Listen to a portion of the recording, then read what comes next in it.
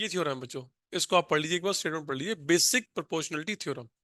If a line is drawn parallel to one side of a triangle, ठीक है, देखो ये ट्रायंगल है एबीसी, इसकी आप कोई भी साइड ले लो, आप बीसी ले लो या ए बी ले लो या ए सी ले लो, मैंने बीसी साइड ली, उसके पैरेलल, बीसी के पैरेलल हमने एक लाइन ड्रॉ करी है, लाइन, वो लाइन अदर टू साइड को दो पॉइंट पर इंटरसेक्ट करती है।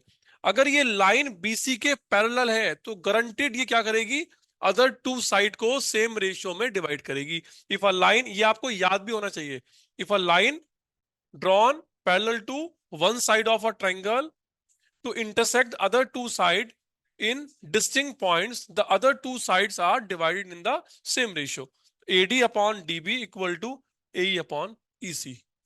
भाई कहानी एकदम क्लियर है, ठीक है जी, बहुत बढ़िया, तुम छा गए यार मार्केट में। चलो, तो बच्चों बेसिक प्रोपोर्शनलिटी थ्योरम, तो इसमें आपको क्या क्या गिवन है, हम जरा गिवन ले लेते हैं। बच्चों गिवन में आपको है कि ट्रायंगल एबीसी, ट्रायंगल एबीसी, और क्या गिवन है भाई, लाइन लिख लो यार अपने मर्जी से, ए बी सी में डी कर लो, लाइन डी जो कि पैरेलल टू किसके बच्चों, बीसी के। तो यहां पर आपको एक ट्रायंगल बनाना है इस टाइप से, और ये हो गया ए बी सी, और ये मैंने ले लिया D E, D E, D E, triangle ABC given है और डी, लाइन डी जो कि पैरेलल टू बीसी है, ठीक है। अब हमें क्या प्रूव करना है, टू प्रूव, टू प्रूव कि AD upon DB is equal to A upon EC, ये हमें प्रूफ करना है। तो इसमें बच्चों हम कुछ कंस्ट्रक्शन करेंगे, कंस्ट्रक्शन, कंस्ट्रक्शन बेसिकली हमें सिर्फ और सिर्फ कुछ नहीं है, जितने भी पॉइंट दिख रहे हैं उनको आपस में ज्वाइन करना है। देखो कंस्ट्रक्शन क्या कर रहे हैं हम बच्चों, बी को इजीली ई से ज्वाइन करा दो और सी को ज्वाइन करा दो डी से। तो जो काम आपने किया है उसको लिख लो, ज्वाइन बीई, बीई एंड, हाँ सी डी, एक ही बात है, सी डी, ये आपने, ठीक है भाई, ये आपने फर्स्ट काम किया है। अब हम सेकंड काम क्या करने जा रहे हैं बच्चों, हमें ना एक्चुअली एरिया, एरिया का फॉर्मूला यूज करके प्रूव करना है। हमें एरिया के लिए क्या चाहिए, परपेंडिकुलर चाहिए, परपेंडिकुलर। तो आप क्या करेंगे, आप इस डी पॉइंट से सामने वाली साइड पर एक परपेंडिकुलर बनाएंगे, परपेंडिकुलर, इसको हम एम बोल देंगे, और यहां से भी आप परपेंडिकुलर बनाएंगे, इसको हम एन बोल देंगे। तो आप लिख सकते हैं कि draw, draw DM, draw DM perpendicular on AC, AC, and similarly EN, EN perpendicular on AB। ठीक है जी, इतना आपको छोटा सा काम करना है अपने एग्जाम में, जिसको आपको ऐसे प्रोसीड करना है एग्जाम में। उसके बाद हम पहुंच चुके हैं प्रूफ पे। चलिए, प्रूफ, हमारा ट्रायंगल तैयार है, हमें एक बेसिकली जो चाहिए ना हम उसी की तरफ बढ़ेंगे। हमें चाहिए एडी अपॉन डीबी, बच्चों एडी तो यहां से आएगा एडी, और डीबी यहां से आएगा। तो एडी किस ट्रायंगल का पार्ट है, एडीई का, और डीबी किसका पार्ट है, बीडीई का। समझ गए ना, एडी किसका पार्ट है, एडीई का। आप लिखो in triangle A D E, in triangle A D E. तो ट्रायंगल एडीई में जो परपेंडिकुलर है वो किस साइड के ऊपर गिरा हुआ है, ए बी के ऊपर गिरा हुआ है, ए बी के ऊपर या एडी के ऊपर। तो जिसके ऊपर परपेंडिकुलर होता है उसको हम बेस मानते हैं और सोचते हैं परपेंडिकुलर। तो एडीई का जो एरिया होगा वो होगा half AD into E N. तो area of triangle ADE will be equal to half, कितना, AD, AD into E N, E N, ठीक है, इसको हमने ऐसे लिखा। ठीक है जी, अब देखो बच्चों, आपने एडी को तो निकाल लिया है, ये रहा एडी तो आ गया हमारे पास। अब हमें डीबी चाहिए, डीबी। तो डीबी जो पार्ट है वो है बी डी ई ट्रायंगल का। तो आप लिखोगे in triangle, in triangle B D E, B D E, B D E. बच्चों बीडीई में आपको इसका एरिया चाहिए, area of triangle B D E. बच्चों क्या होता है, हाफ बेस इंटू हाइट। तो ये बीडीई में बच्चों बेस कौन है, जिसके ऊपर परपेंडिकुलर है। तो भैया ये बीडी किसका पार्ट है? बीडी है एबी का पार्ट। और एबी के ऊपर कौन परपेंडिकुलर है? ईएन। तो इसका मतलब बेस कौन बनेगा? एबी। तो एबी ना बन के यहाँ पे बेस कौन बन जाएगा? D B. तो डी बी। और डीबी का मतलब है ए बी, बिकॉज सी का पार्ट है। और इसके ऊपर है ईएन परपेंडिकुलर। ईएन। तो कितना आ गया? ईएन। कोई दिक्कत किसी को यहाँ तक? ठीक है भाई, बच्चों वाली कहानी चल रही है यहाँ तक। तो बच्चों वाली कहानी मेरी जुबानी। भाई हमने जो लेफ्ट वाला पार्ट है वो तो कर लिया पूरा। एडी भी आ गया, डीबी भी आ गया। अब आ जाओ राइट वाले पार्ट में, आपको चाहिए ए ई। बच्चों जब आप ट्रेंगल ए डी ई को लिखते हो, ट्रेंगल ए डी ई, तो ए डी ई में आप बेस इसको मान लो या इसको मान लो, बात तो एक ही है। बोलो भाई। तो मैं दोबारा से अगर ट्रेंगल ए डी ई ले लूं, triangle in triangle A D E मैंने दोबारा से ले लिया। ए डी ई, इस बार मैं बेस क्या मान रहा हूं? ए ई। तो area of triangle A D E में हो जाएगा हाफ इंटू बेस। बेस कितना है? ए ई। और ए के ऊपर परपेंडिकुलर कौन है? डीएम। डीएम। भाई क्लियर है? इस तरीके से अब मुझे चाहिए ईसी। ईसी किसका पार्ट है? डीई सी का या सीई डी का, जो मर्जी वो पकड़ लो। इन ट्रायंगल डीई सी कर लो, सीई डी कर लो, एक ही बात है यार। डीई सी।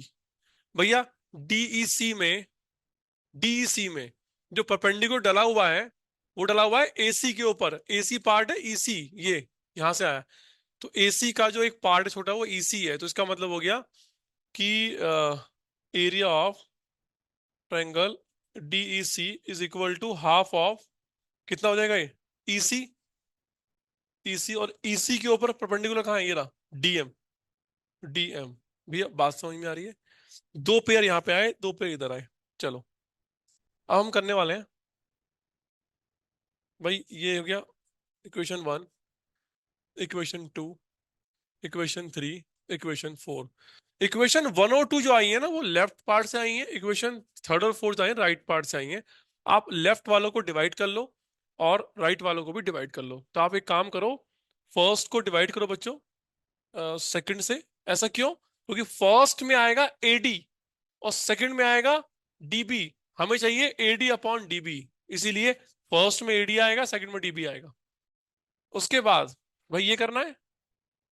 ओके, फिर क्या करना है अभी? एंड बोलो, थर्ड डिवाइड बाय फोर।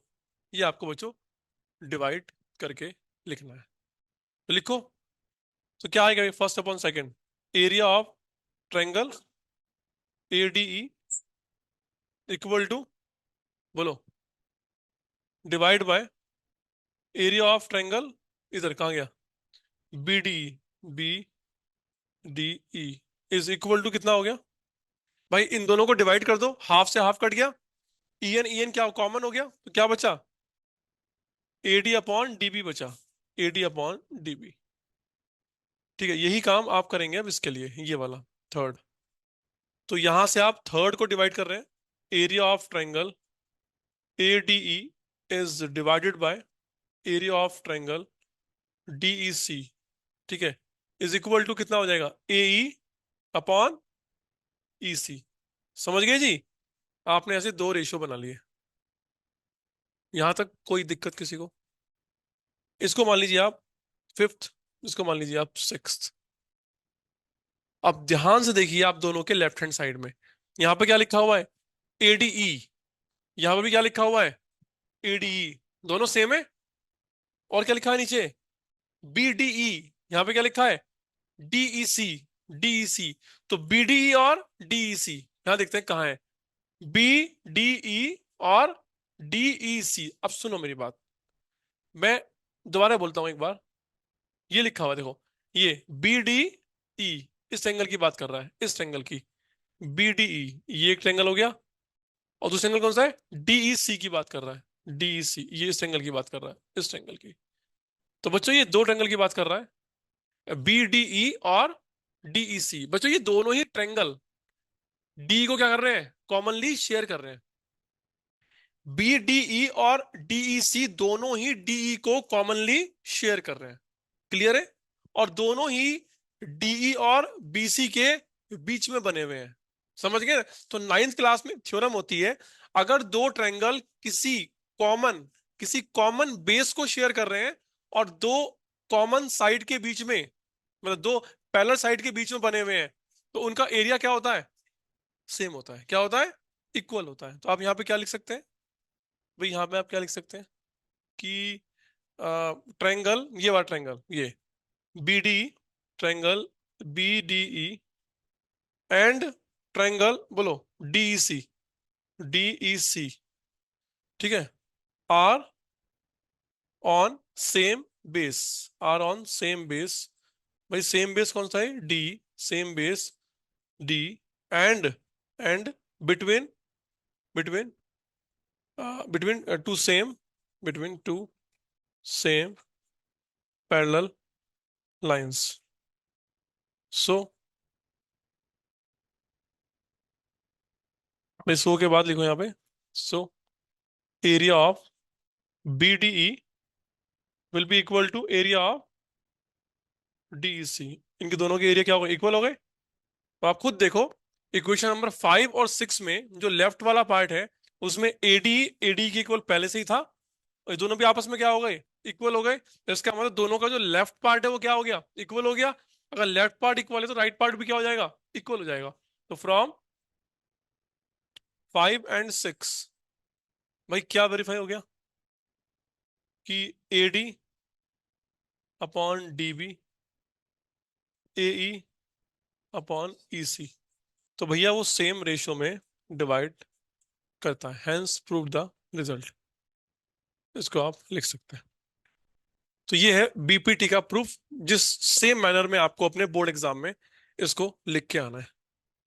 ठीक है, कुछ भी आपको चेंज नहीं करना बोर्ड एग्जाम में, बिल्कुल ऐसे ही आपको एज इट इज उतार के आना है बोर्ड एग्जाम में।